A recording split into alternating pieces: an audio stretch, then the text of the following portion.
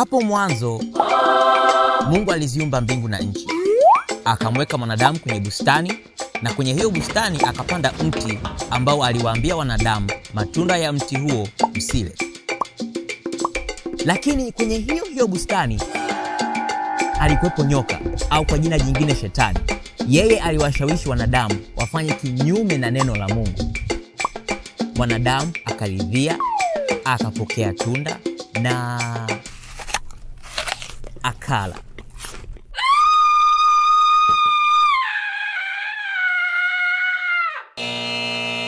Furaha na mafanikio ya Shetani ni pale mwanadamu anaposhindwa kumtii Mungu.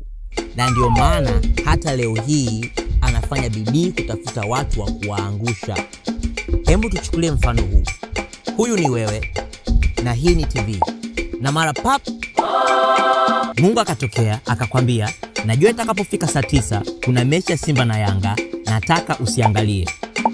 Sasa kwa kuwa Mungu ameshakupa maelekezo, Shetani lazima atakuja ili afanye kazi yake ya kukuangusha wewe. Atakwambia ufanye kinyume na mapenzi ya Mungu. Mafanikio yako wewe kama mwana wa Mungu ni kutokumtii Shetani. Kwa hiyo wewe angalia pembeni, ikiwezekana tafuta kitabu ujisomee.